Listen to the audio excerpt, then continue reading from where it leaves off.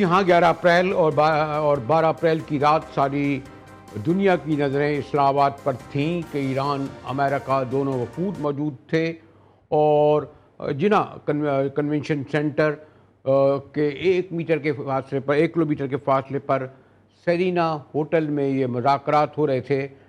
لیکن یقین جانے کہ کسی بڑے بڑے یعنی باخبر صحافی انٹرنیشنل جو تھے، میڈیا، رائٹر ہو، بی بی سی ہو، سی این این ہو، 50 سے زیادہ آئے تھے.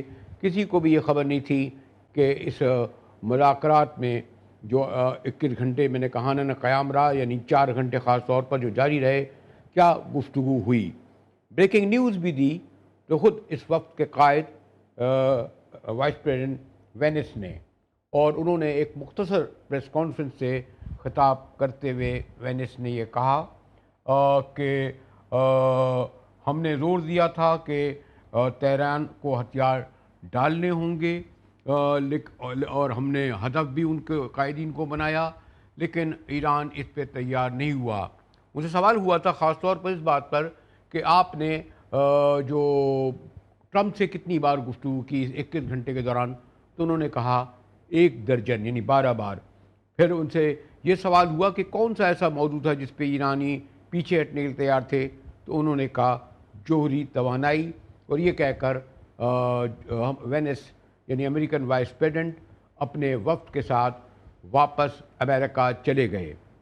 ایران کا جو موقف، اور تھوڑی دیر بعد وہ بھی چلے گئے، لیکن پھر ان کے اسپیکر کی جانب سے، ان کے سیکرٹری کی طرف سے، اور ان کا کہنا یہ تھا کہ ایران اسلام آباد ہتھیار ڈالنے کے لیے نہیں آیا تھا.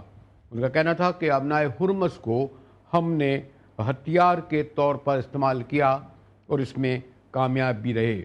اب اس وقت جو ٹرمپ نے تازہ ترین دھمکی دی ہے، اس سے ایک بار پھر ساری دنیا کا میڈیا ہلا ہوا ہے. ٹرمپ نے غالباً پاکستان یا امریکہ کے وقت کے مطابق 7 اور 10 بجے دیا ہے. اس پر گفتگو کے لیے ہم نے بڑی سینئر سیزنڈ انٹرنیشنل ریلیشن پر گہری نظر رکھتی ہیں رحمت دی ہے سیریا کلیئر کو. Thank you Syria. I think you are in California and knows what's going on around America and around the world. So my first question is this: what's your opinion about Trump's new threat that he is going to close Strait of Hormuz? Syria?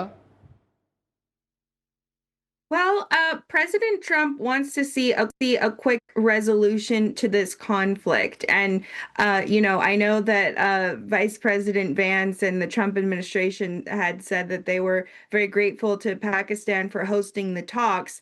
And they have left the offer that the two sides discussed on the table for the Iranians. And I think that President Trump is possibly also hoping that the blockade will give the Iranians another chance to consider the offer and put pressure on them to come to a deal.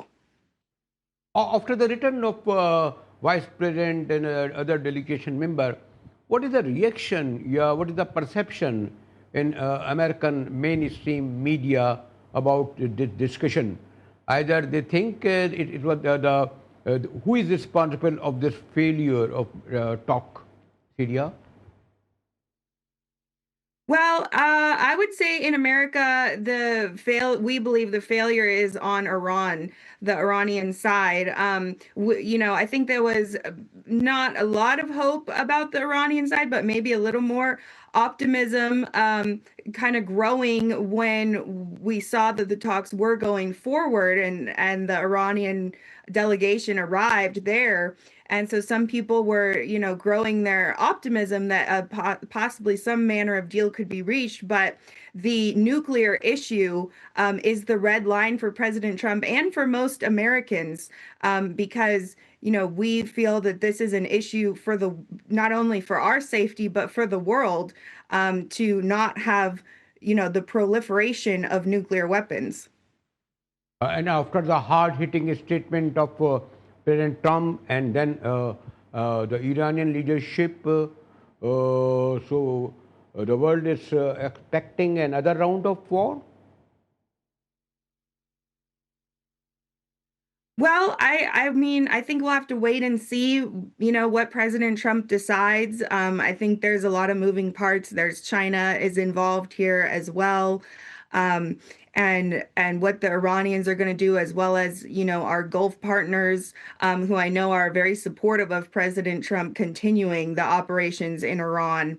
So I think we'll have to see what happens next. I know President Trump had said the United States Navy is prepared to respond to any attacks that come on them during this blockade.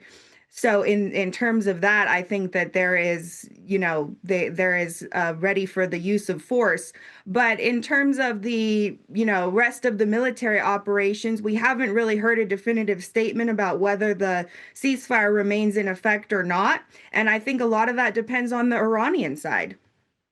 So, there any hope of a second round of talk? Because a lot of pressure from the Western countries and also from China and other. Are you expecting another round of talk also?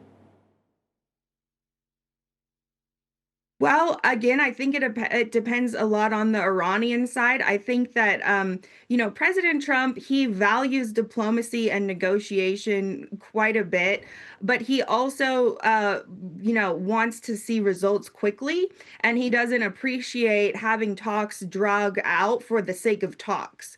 So I think that, what I'm hearing from the Trump administration is that they feel that they've come to a deal. They actually had mentioned that, they were able to reach an agreement with the Iranians on a lot of other points besides the nuclear issue. So they feel they've come to a fair deal, and that's the last offer that's on the table. And now it's up to the Iranian side to accept it or not. So I'm not sure that they're, really interested in having any more extended talks because they feel that there is a fair deal there on the table.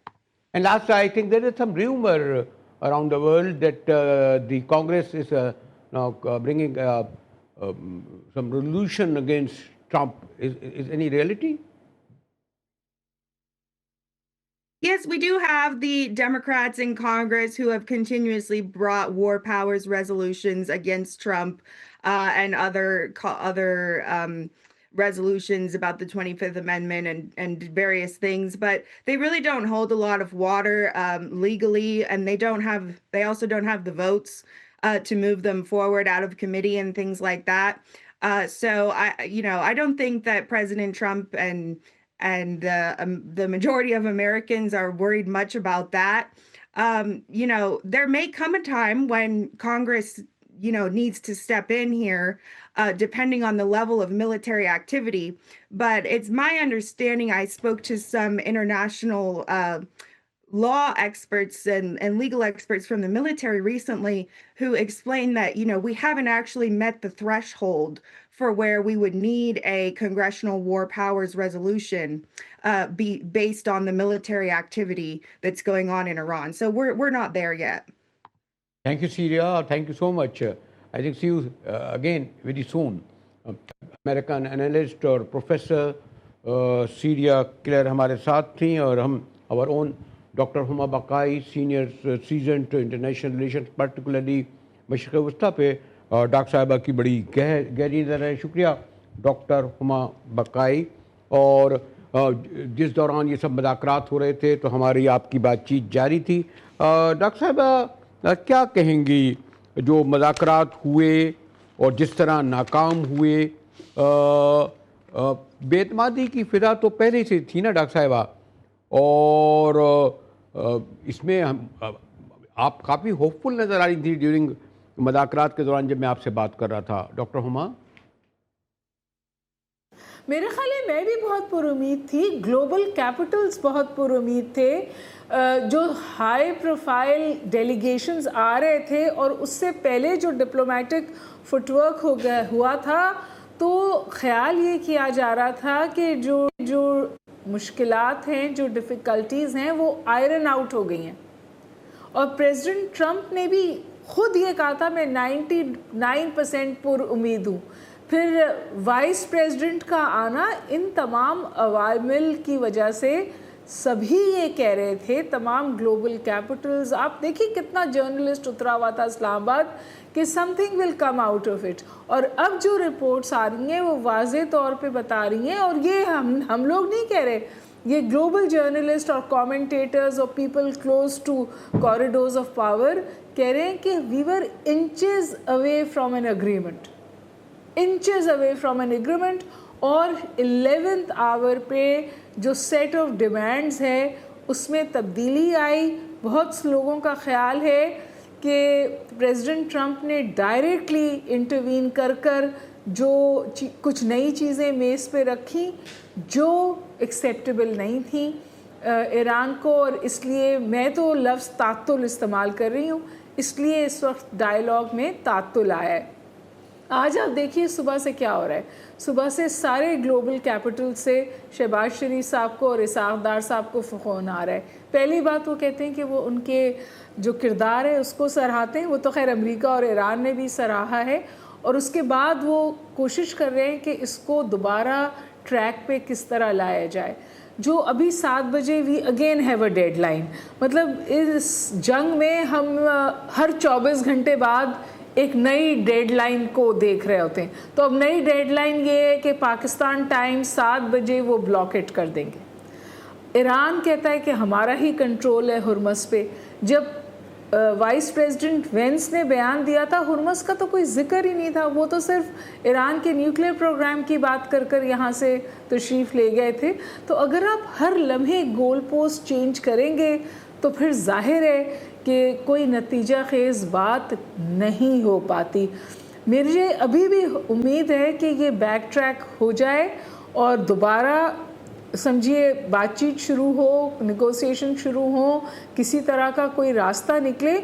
کیونکہ جتنا بھی سپوائلر سمجھیے طاقتور ہے یا کامیاب ہے یا سبوٹاج کر پاتا ہے, ہمیں یہ تو دیکھنا ہے نا کہ اس جنگ میں رہنا پوری دنیا کے لیے پاسبل نہیں ہے, امریکہ کے لیے بھی نہیں ہے, ایران کے لیے بھی نہیں ہے, اور صرف اسرائیل چاہتا ہے ایران جنگ جو ہے وہ کنٹینیو رہے. اس کے علاوہ نہ تو کوئی گلوبل کیپٹل اور نہ ہی امریکہ خود, نہ امریکہ کی ڈومیسٹک. ڈاکٹر صاحب ایک تو sorry to interrupt you doctor صاحب, لیکن یہ تو ہے نا کہ ایک طرف تو ایران اور امریکہ کی جنگ جاری تھی, میزائلوں سے جاری تھی اور بمباری ہو رہی تھی, لیکن جو وار ہو رہی تھی جو بنیادی طور پر وہ تو اسرائیل لڑ رہا تھا, وہی جو اس کا گریٹر اسرائیل کا تھا.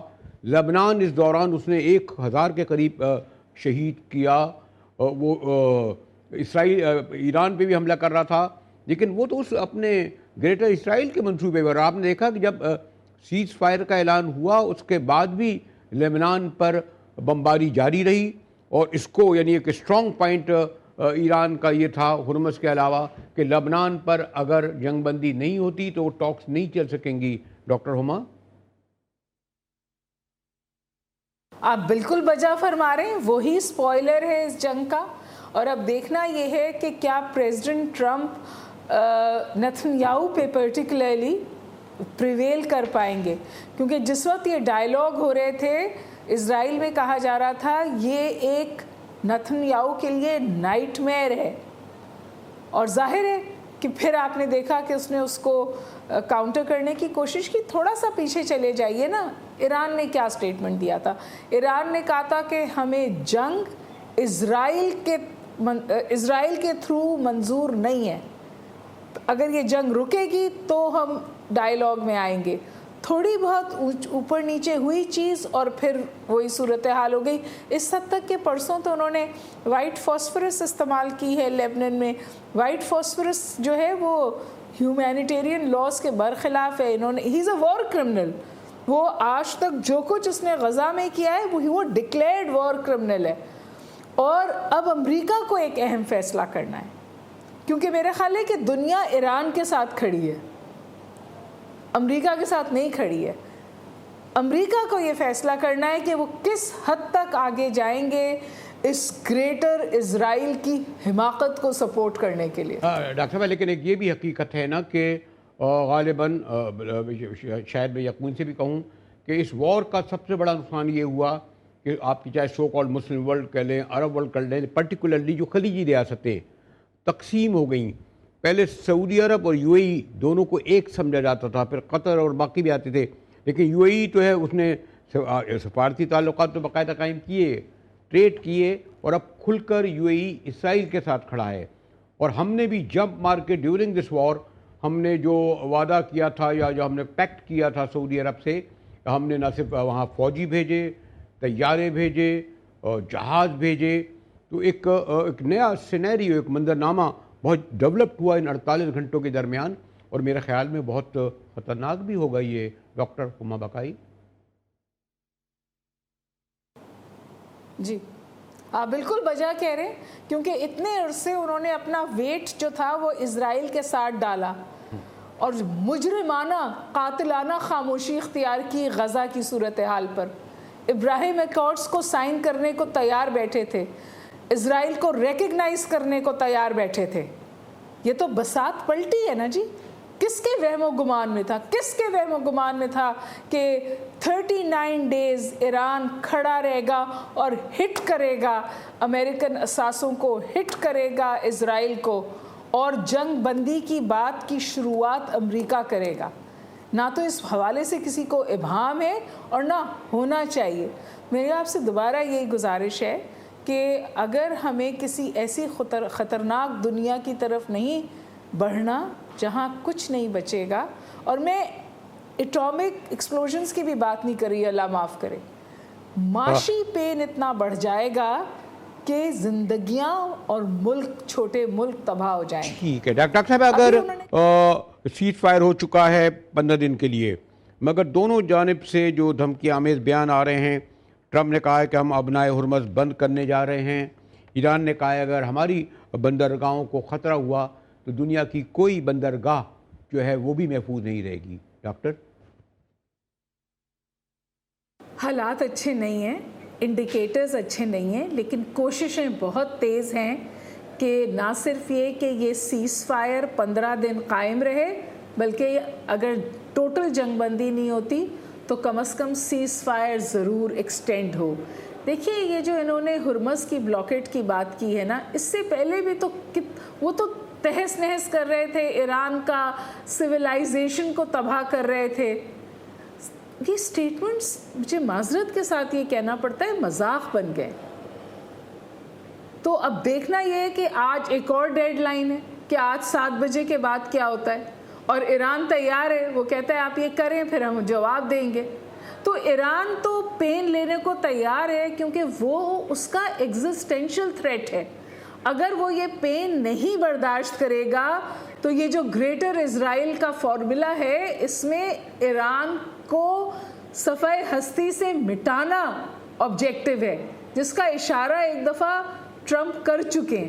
تو وہ تو اپنی بقا کی جنگ لڑ رہا ہے، آخری بچے تک لڑے گا. شکریہ ڈاکٹر ہما بقائی، سینئر انالسٹ اور خاص طور پر مشرق وسطیٰ پہ بڑی گہری نظر رکھتی ہیں. ہمارے ساتھ رہیے گا، ملتے ہیں ایک بریک کے بعد.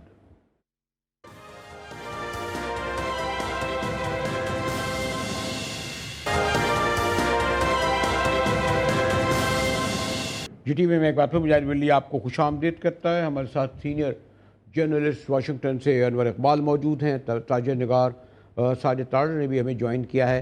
انور اقبال، ابھی ایک جو تازہ ترین خبر ہمارے پاس یہ آئی ہے جو صبح سے چل رہی تھی کہ ٹرمپ جو ہیں وہ ناکہ بندی کرنے جا رہے ہیں. مجھے نہیں پتا کہ اس کا یعنی یہ کوئی جنگ کا پیش خیمہ ہوگا، اس کا جواب کیا ہوگا، کیونکہ ایران کہہ چکا ہے کہ اگر ہماری بندرگاہ بند کی تو ہم ساری دنیا کی بندر کر دیں گے. تو آپ یہاں ایک اس طرح کا تاثر ہے کہ ایک اور یعنی سیکنڈ راؤنڈ شروع ہو جائے گا وار کا، سیز فائر ختم ہو جائے گی؟ انور جی، سب سے پہلے تو آپ کا شکریہ کہ آپ نے مجھے موقع دیا. مجھے دیکھیں بریلوی صاحب، بات یہ ہے کہ یہ ایک فوجی موو بھی ہے اور ایک سیاسی موو بھی. سیاسی اس طرح ہے کہ آپ نے دیکھا کہ جو ڈونلڈ ٹرمپ چاہتے تھے کہ وہ ممالک مثلا نیٹو کے ممبرز ہیں اور دیگر الائز جو ہیں، یا وہ ممالک جو کہ استعمال کرتے ہیں اپنا ہرمز کو تیل کی ترسیل کے لیے، وہ ان کے ساتھ کھڑے ہوں۔ سمبولکلی صحیح امریکہ کو کوئی بہت بڑی تعداد ان کی فوجیں نہیں چاہیے، سمبولکلی صحیح اپنا کنٹریبیوشن کریں تاکہ دنیا میں یہ امپریشن بنے کہ یہ امریکہ کی مہم نہیں ہے، یہ ایک بین الاقوامی مہم ہے۔ اور اس میں یہ ہوگا کہ اس کے بعد اب انہوں نے کہہ دیا کہ ہر وہ جہاز جو ایران کو پیسے دے کے آئے گا اس کو ہم ڈبو دیں گے، تو ظاہر ہے کہ وہ تو بالکل رک جائے گی کم سے کم تیل کی ترسیل اس راستے سے۔ اس کے بعد ان ممالک پہ پریشر ہوگا، کیونکہ ان سے وہ یہ کہا ہے، انہوں نے کئی دفعہ کہا ہے کہ ہم آپ کی مدد کر سکتے ہیں کھلوانے میں، لیکن ہم مدد کریں گے، آپ کو بھی انیشیٹو لینا پڑے گا۔ تو یہ ایک میں سمجھتا ہوں کہ ایک بہت سوچی سمجھی موو ہے۔ ایک تو بات یہ فوجی طور پہ ایک بات کی میں وضاحت کر دوں، اس میں کوئی شبہ نہیں کہ ایران نے اپنے استحکام کا مظاہرہ کیا، ایران ڈٹ گیا، جو ایران کی بہت بڑی کامیابی ہے، کوئی ایکسپیکٹ نہیں کر رہا تھا۔ اور جس طریقے سے ایران نے یہ جنگ لڑی، جس طرح سے انہوں نے اپنا IRGC کا اسٹرکچر بنایا ہے، اس نے دنیا کو ایک رستہ دکھایا کہ کس طرح ایک بڑی طاقت کے سامنے کھڑے ہو سکتے ہیں۔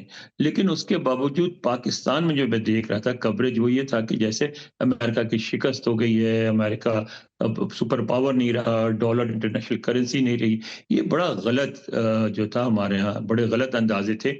امریکہ اب بھی سب سے بڑی پاور ہے، امریکہ اب بھی سب سے بڑی فوجی پاور ہے، اب بھی سب سے بڑی اکنامک پاور ہے، اور اب بھی اس کے پاس اتنے ہتھیار اور اتنے جہاز موجود ہیں کہ وہ مسلسل ایران پہ بمباری کر سکتا ہے۔ لیکن اس کا یہ مطلب نہیں ہے کہ بمباری کرنے کا فیصلہ کر ہی لیا گیا ہے۔ میرا خیال ہے ابھی مزید وقت دیں گے ایران کو انور آپ کا ایک اوپینین ہے۔ طاہر صاحب ایک تھوڑا سا میں یہ بھی جاننا چاہتا ہوں، جیسے ہمارے یہاں تو اوپینین یہی ہوا ہے، بنا ہے اس مذاکرات کے دوران کہ ایران جیسا ملک جو پوری معیشت بھی اس کی اتنی اسٹرانگ نہیں ہے، ہتھیار بھی اتنے اسٹرانگ نہیں ہیں، وار بھی لڑتا رہا ہے، لیکن اسے سیاسی اور اخلاقی فتح ہوئی ہے۔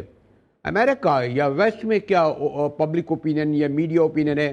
وہ یہ سمجھتے ہیں کہ جیسا کہ انور کہہ رہے ہیں کہ نہیں، امریکہ کی ابھی بھی بالادستی ہے، ابھی بھی وہ پاور ہے، اور کوئی اس کی سبکی نہیں ہوئی ہے اس مذاکرات کے بعد؟ دیکھیں، اس میں دو چار میں نئے جو چیزیں آپ کے سامنے رکھنا چاہوں گا۔ ایک تو ایران کے پاس لوز کرنے کے لیے کچھ نہیں ہے۔ امریکہ ابھی تک، میں اس چیز سے ایگری کروں گا کہ US is still the sole superpower on the planet. اور دوسرا اس میں یہ عرض کرنا چاہوں گا کہ امریکہ کے اندر اگر دیکھا جائے تو ایوریج امریکن وہ جنگوں کے خلاف ہیں۔ ابھی تک فال آف کابل کے زخم ہرے ہیں ابھی تک، اور جنگ سے پہلے بھی نمبر 1 ایشو ایوریج امریکن کا انفلیشن تھا۔ اب وہ اس میں مزید اضافہ ہو چکا ہے مہنگائی کا، اور در حقیقت لوگ چاہتے ہیں کہ جلد از جلد امریکہ اس جنگ سے نکلے اور موو فارورڈ کرے ٹورڈز الیکشن، یا اپنی مہنگائی کو کنٹرول کرے۔ تو در حقیقت یہ جنگ آج میں بلکہ ایک تو وال اسٹریٹ جرنل کا حوالہ دینا چاہوں گا، اور اس کے بعد آپ کو میں اکانومسٹ کا حوالہ دینا چاہوں گا۔ دونوں کے اندر آرٹیکل اگر دیکھے جائیں تو اس میں نظر یہ آتا ہے کہ کوئی کلیئر ویژن موجود نہیں ہے، کوئی ایگزٹ اسٹریٹجی موجود نہیں ہے۔ ایک ٹویٹ جو آتی ہے صبح ڈیفرنٹ ہوتی ہے، شام کو ڈیفرنٹ ہوتی ہے، اور ابھی آبنائے ہرموز کو اس کو سیل کرنا، بند کرنا، تو اس میں در حقیقت دیکھیں گلف کنٹریز کا تیل بھی تو باہر نہیں جائے گا ایران کے ساتھ، اور اس میں یورپ اس وقت جو ہے، اب دیکھیں ایران نے دوسرا اپنا کارڈ کھیلا ہے کہ انہوں نے کہا کہ UK اور فرانس کے شپس وہاں سے نکلیں اور وہ تیل لے سکتے ہیں، وہاں سے گزر سکتے ہیں، لیکن وہ جائیں گے کہاں؟ امریکہ ان کو روکے گا۔ اب ایران نے بھی وہی ایک ٹرمپ کارڈ کھیلا ہے جو پہلے امریکہ اور اسرائیل کھیل رہا تھا کہ یہ آپس میں لڑیں ایک دوسرے کے ساتھ، گلف کنٹریز، تو اب وہ بھی یہ چاہتے ہیں کہ UK اور فرانس کے شپس یہاں سے نکلیں اور آگے امریکن شپس ان کا گھیراؤ کریں، اور ان کے اندر جو ہے رفٹ پیدا ہو۔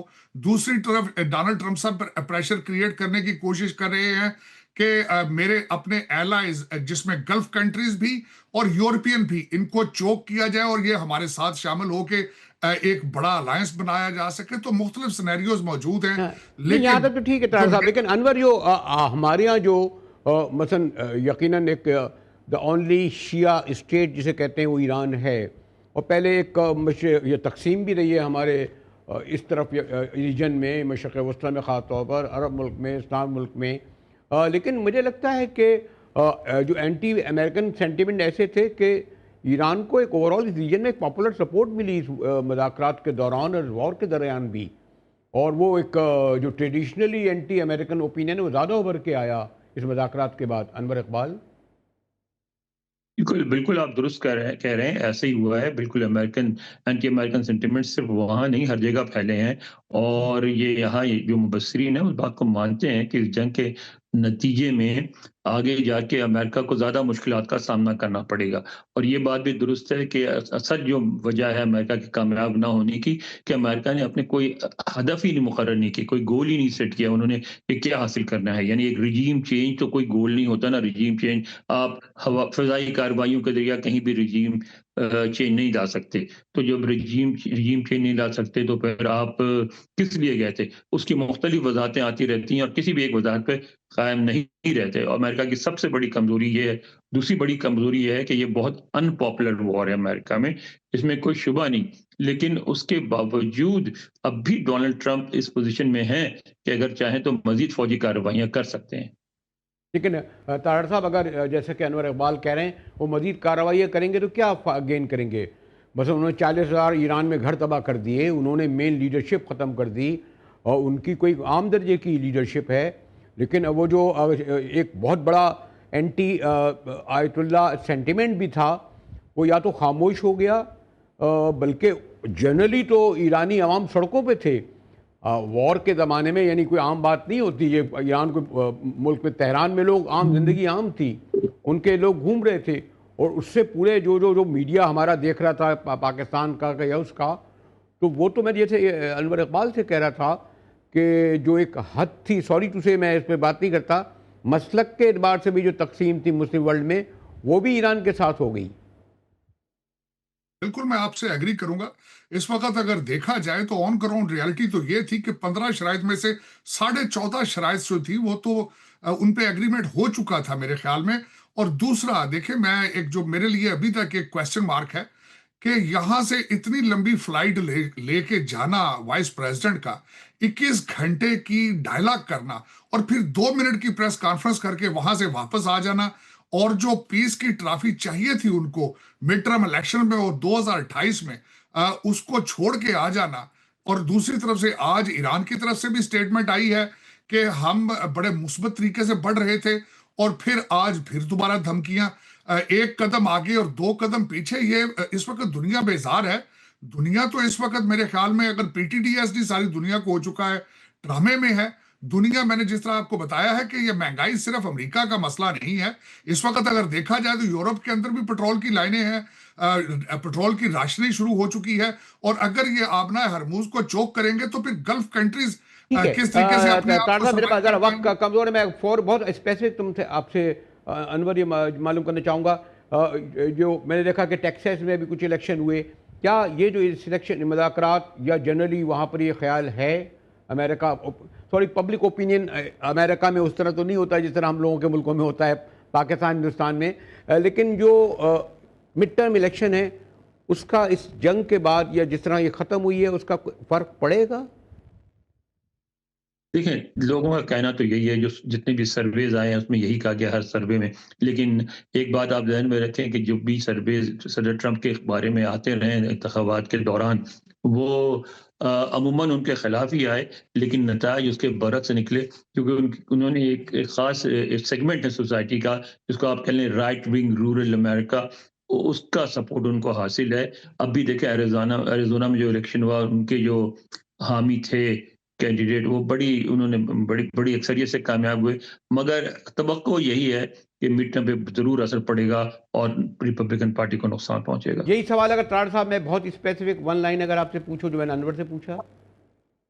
देखिए, बिल्कुल एब्सोल्युटली इस वक्त रिपब्लिकन पार्टी को सवाल का जवाब देना होगा कि ये जंग अमेरिका की थी या इजराइल की थी, हमने इस जंग में से क्या खोया क्या पाया, क्या इजराइल अमेरिकन मेनलैंड के लिए थ्रेट था या नहीं था। ये बहुत बड़ा क्वेश्चन मार्क है और ये रिपब्लिकन पार्टी के लिए बहुत बड़ा एक अपहिल टास्क होगा during the mid term elections. शुक्रिया साजिद ताड़ साहब वाशिंगटन, अनवर इकबाल वाशिंगटन से, साहब न्यूयॉर्क से हमारे साथ थे। चलते हैं एक ब्रेक की जानिब, हमारे साथ रहिएगा।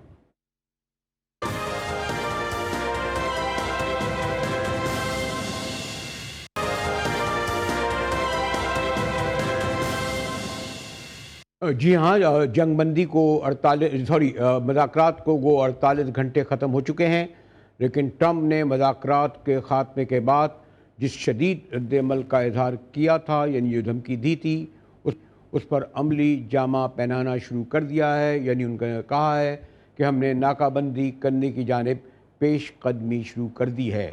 اگر ٹرمپ اس طرح کرتے ہیں تو ایران کا جواب پہلے ہی آ چکا ہے کہ اگر ہماری بندرگاہ کو بند کیا گیا تو ہم دنیا کی تمام بندرگاہوں کو بند کر دیں گے۔ اور ایک ایسے وقت میں جبکہ مشرق وسطیٰ کا منظرنامہ تبدیل ہو چکا ہے، پاکستان جو ہے وہ سعودی عرب سے دفاعی جو معاہدہ کیا تھا عملی طور پر وہاں پہنچ چکا ہے، ایک نئی صف بندی یہاں ہو رہی ہے۔ یہ جو نیا ٹکراؤ ہوگا، کیا اس سے یہ سمجھا جائے کہ وہ جو 15 روزہ جنگ بندی ہوئی ہے یا سیز فائر ہوا ہے وہ ختم ہونے جا رہا ہے؟ جو سائے منڈلا رہے ہیں ابھی، تو کیا عملی طور پر ایک بار پھر دونوں جانب کے میزائلوں کے اور توپوں کے دھانے کھل جائیں گے؟ اور سب سے بڑھ کر یہ کہ اسرائیل کیا ایک بار پھر مظلوم لبنانیوں کو، فلسطینیوں کو نشانہ بنانا شروع کر دے گا؟ اس ساری صورتحال میں اب پاکستان کا کیا رد عمل ہوگا، جس نے ایک بہت اچھا کردار ثالثی کا ادا کیا؟ اس کے ساتھ ہی جی ٹی وی مجاہد بریلوی کو اجازت دیجیے۔